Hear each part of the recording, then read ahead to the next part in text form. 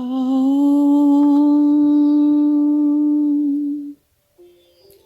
Om.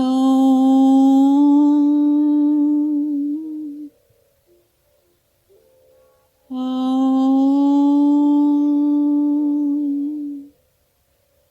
Om Shri Ganeshaya Namaha. Om Aim Saraswate Namaha. Om Shri Guruve Namaha.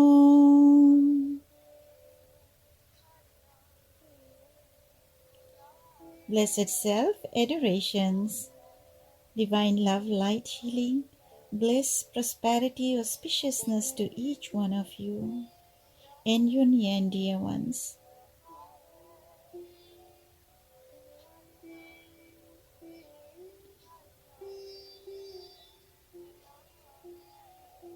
Our humble Sashtang pranams at the holy lotus feet of Pujya Gurudev, Pujya Shri Swami Jyotirmayananda Ji Maharaj of Yoga Research Foundation, Miami, Florida. Pujya Param Gurudev, Pujya Shri Swami Sivananda Ji Maharaj of Divine Life Society, Rishikesh, India.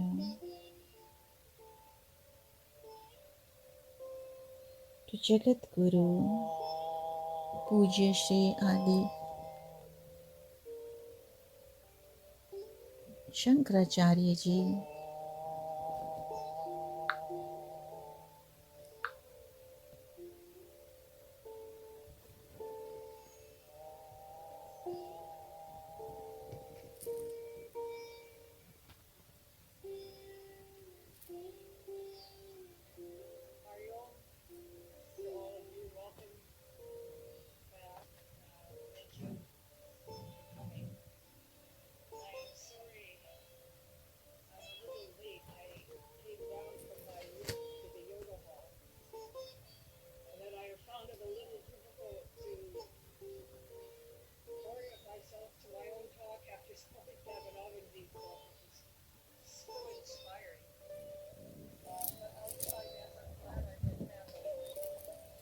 there's a retreat going on, so I found little time to do this recording.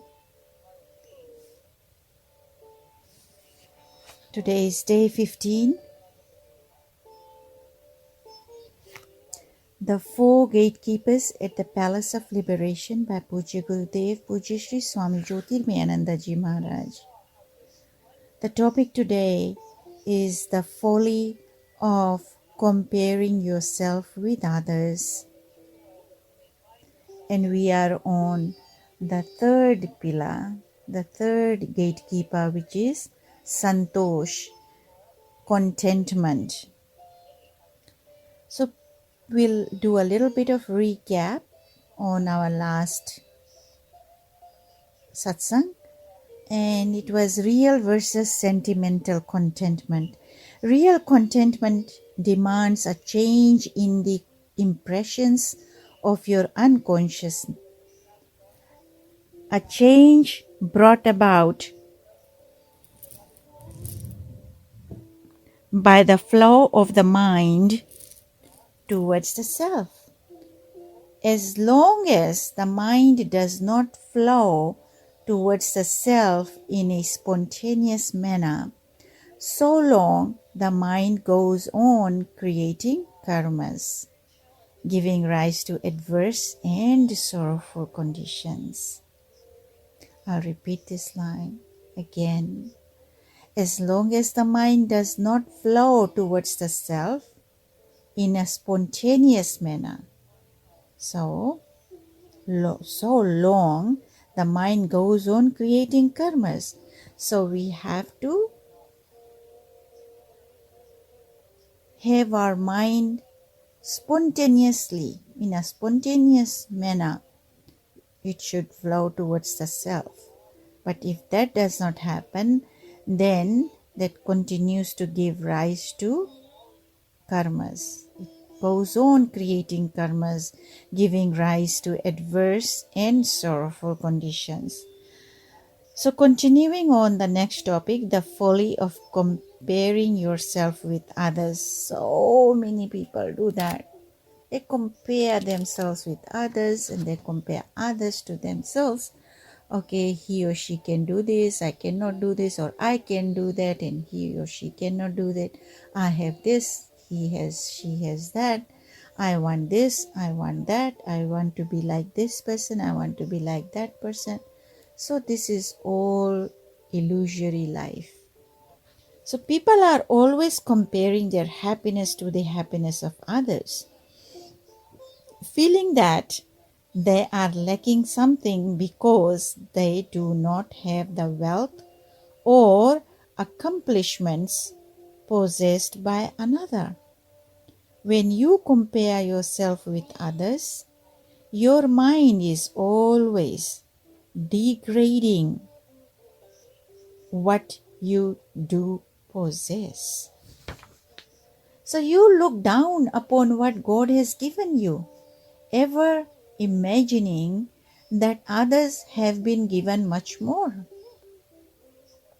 While people waste their energy in envy, everyone's feet are actually trapped in the jaws of a shark. Indeed, there are many sharks in the ocean of the world process.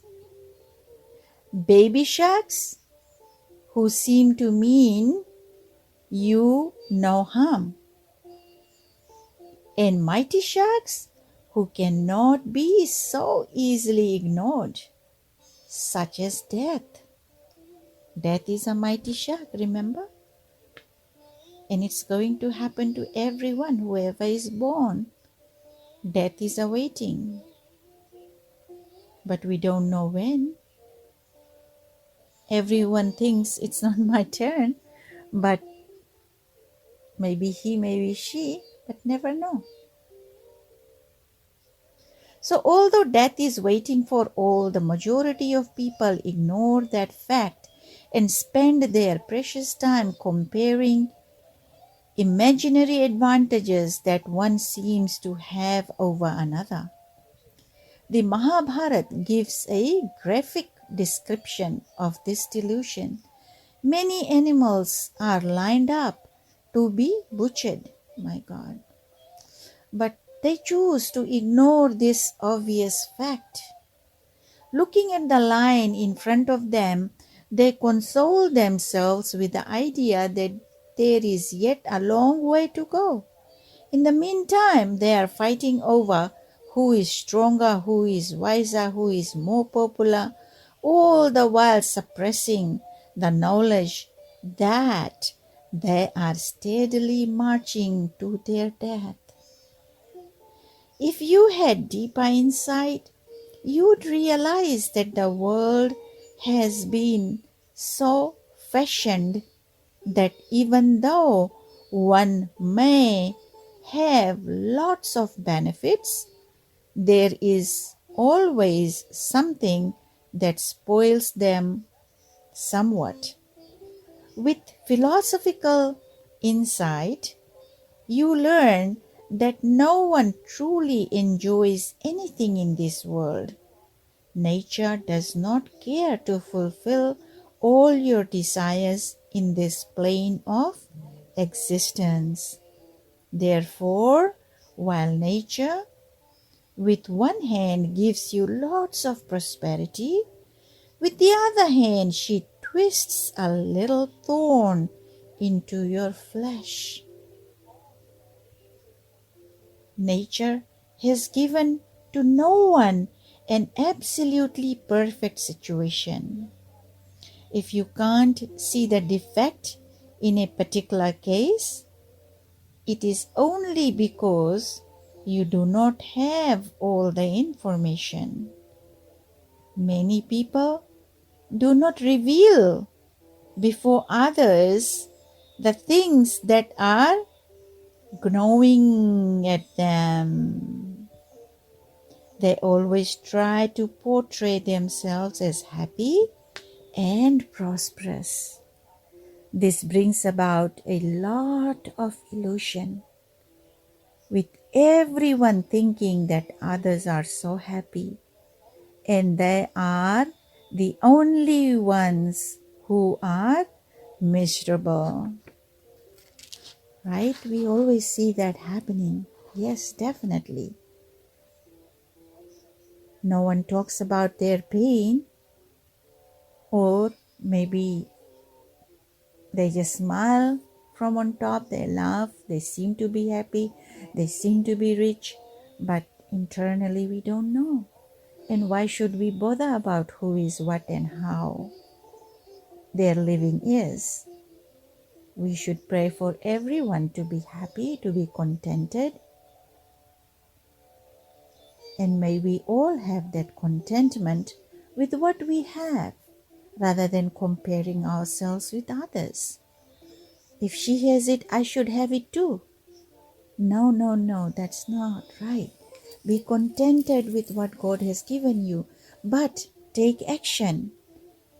Take action, do hard work, do your prayers, do your japa, do your tapa, and after that, whatever God gives you, be contented because that's what is supposed to be yours. So let's move on to the next topic, which is contentment is a dynamic virtue. Developing contentment does not mean that you will become passive or lazy. Certainly, you will continue to work hard to progress in all planes of life. However, your work will be performed with a calm mind, not one burdened with the illusion that you cannot be happy until you accomplish a given project. So keep doing your job, keep doing your work, and then surrender to God. Whatever then God gives you, be contented. If you are contented, you simply work with joy. With spiritual contentment, you are free. If you succeed in a given project, wonderful. If you don't, then you have still succeeded in a far more important project, that of keeping the mind tranquil, keeping the mind in check to see if you have equanimity, balance of mind.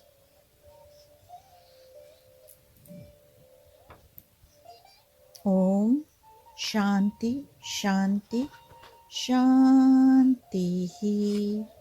Hari Om Tat Sat. Divine love, light, healing, bliss, peace, prosperity to each one of you and your near and dear ones. May all be auspicious and may all of us have contentment. Hari Om Tat Sat. Sarvesham Swastirбhavatu. Sarvesham Shantirbhavatu. Sarvesham Purnam Bhavatu. Sarvesham Mangalam Bhavatu. Sarve Bhavantu Sukhina. Sarve Santu Niramaya. Sarve Bhadrani Pashyantu. Ma Kaschit Dukha Bhag Bhavet. Asato Ma Sadagamaya. Tamaso Ma Jyotirgamaya. Mrityorma Amritam Gamaya. Om Shanti Shanti Shanti. This is Swami Lalita Priyananda, Sacramento, California. Hari Om Tat Sat.